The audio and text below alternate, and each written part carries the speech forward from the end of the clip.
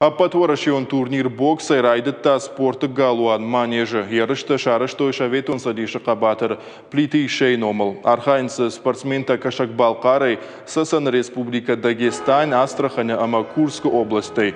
Адапатай фанзай боксера. Турнир шарышты сагат ярыштона физкультура ма спорта министрат. Республика и бокса федерации Хапаришей.